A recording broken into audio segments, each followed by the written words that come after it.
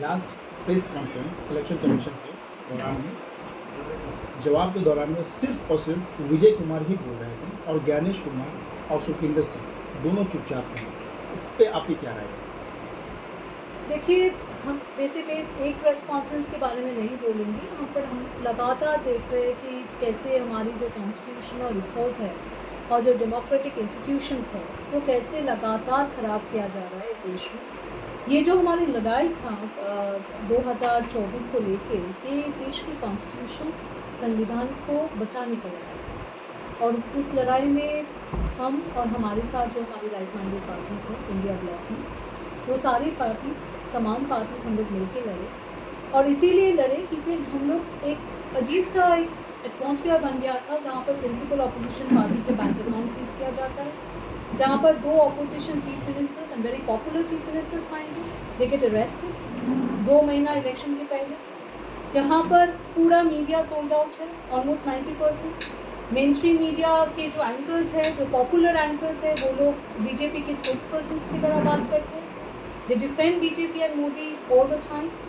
And जहाँ पर हम लोग जो डेटा सर्विस है, आपने देखा एग्जिट पोल का डेटा और एक्चुअल रिजल्ट में कितना फ़र्क था। ये कोई मार्जिन ऑफ एरर में नहीं आ सकता है, कोई एक्सप्लेन नहीं कर सकता।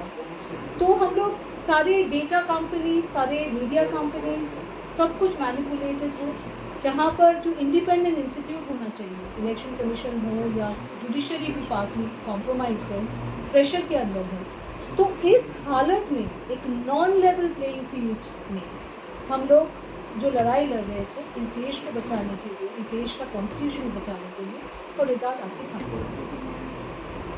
इस पर कोई कार्रवाई करेंगे, जैसे कि उसे सस्पेंड करना हुआ या इलेक्शन कमीशन को, इसके लिए आगे कुछ भी ऐसा कुछ आप लोग करना चाहेंगे?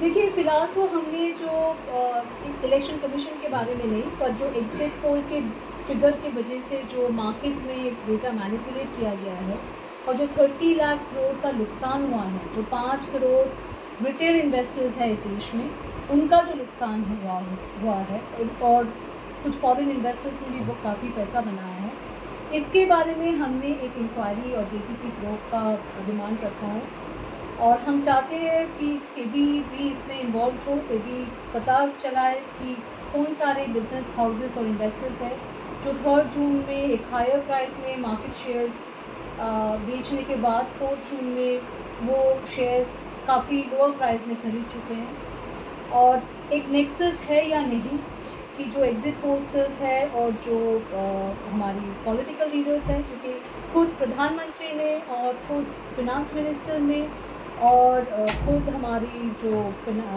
होम मिनिस्टर ने अपील किया था कि लोगों को आना चाहिए और इन्वेस्ट करना चाहिए मार्केट में। तो हम चाहते हैं कि इस नेक्सस के बारे में जेपीसी को। एक दूसरा सवाल है, हाँ जी, कांग्रेस को जिंदा करने के लिए राहुल गांधी का बहुत बड़ा योगदान है, इसमें तो कोई शक नहीं, उन्होंने बहुत किया। पर यूपी में फैज़ियाबाद अयोध्या में वोटर्स को ने बीजेपी को नकार दिया, ऐसा मतलब उसको बोलता है क्लीन स्वीप कर देना। पर उसके दौरान बहुत सारे लोगों ने पूरे बीजेपी आईटी सेल्स वगैरह वगैरह में आप उन्हें बहुत बुरा भला गाली गलौज तक किया गया। इस पे आपकी क्या राय है? देखिए, राहुल गांधी जैसा लीडर शायद और दूसरा कोई नहीं है इंडियन पॉलिटिक्स में जिसको इतना ह्यूमिलिएशन, इतना इंसल्ट्स, इतना गाली जिसको सहन करना पड़ा। और ये एक बीजेपी आईटी सेल और मेन स्ट्रीम मीडिया भी इन्वॉल्व है, section of main stream media, जो उनका वीडियोस डॉक्टरेट करके फेक वीडियोस उनके नाम पे चलाया गया है, फेक उनका कोटेशंस दिया गया है और एक मैन्युफैक्चर्ड इम्प्रेशन है।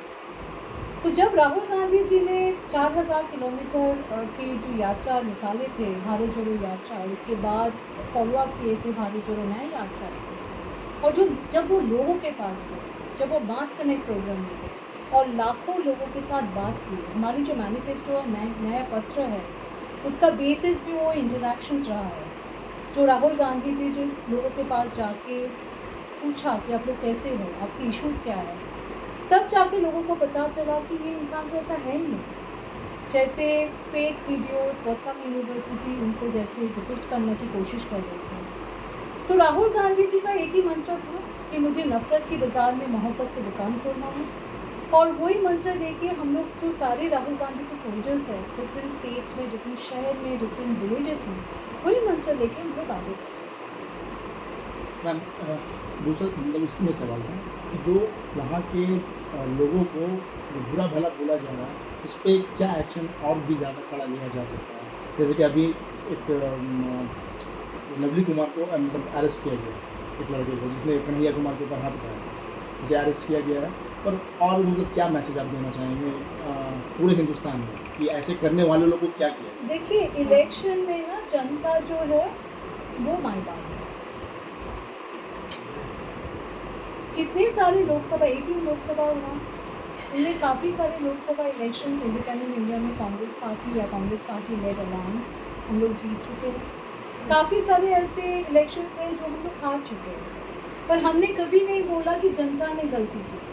जनता कभी गलती नहीं करती। इलेक्शन में हार जीत लगी रहती है, पर जनता जो है जनाती है, वो मायने रखता है। तो उसके ऊपर कोई लांछन लाना, उसके ऊपर कोई इल्ज़ाम लाना, ये तो बिल्कुल गंदी बात है। और इसका हम लोग बिल्कुल हम लोग इसकी अगेंस्ट में बोलेंगे, प्रोटेस्ट करेंगे। और हाँ, जहाँ पर वायलेंस बिल्कुल नहीं होना चाहिए, जैसे कंगना रनावत के ऊपर एक केस हो गया या कन्हैया कुमार के ऊपर हुआ था, वायलेंस बिल्कुल नहीं होना चाहिए। और वो किसी भी पार्टी की रिप्रेजेंटेटिव नहीं हो सकती। ऐसा नहीं है कि जब कांग्रेस के ऊपर नहीं होना चाहिए, किसी भी बीजेपी की कोई एमपी या नेता के ऊपर भी वायलेंस नहीं होना चाहिए। हम लोग इस सिविलाइज्ड डेमोक्रेटिक कंट्री में रहते हैं।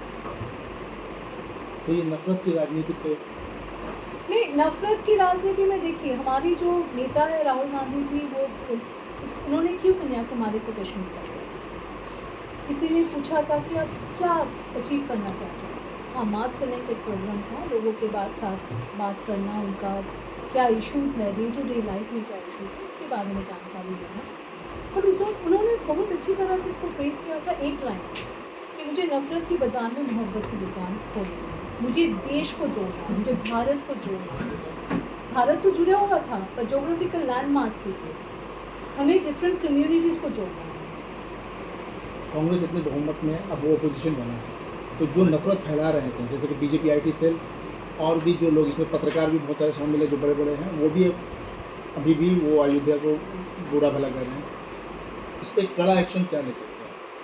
देखिए, मेक नो मिस्टेक कि मोदी 3.0 सरकार है नहीं, ये एनडीए की सरकार है। अलायंस पार्टनर्स की काफ़ी प्रेशर रहेगा मोदी जी के ऊपर। एक स्ट्रॉन्ग ऑपोजिशन है, 100+ का कांग्रेस है, प्लस इंडिया जो ब्लॉक है वो बहुत स्ट्रॉन्ग है। तो हमारी जो प्रेजेंस रहेगी पार्लियामेंट के अंदर, पार्लियामेंट के बाहर, ऑलरेडी हम लोग चेंजेस देख रहे हैं। मीडिया में भी एक section of media is talking differently, क्योंकि उनको भी अपनी क्रेडिबिलिटी का चिंता रहती है।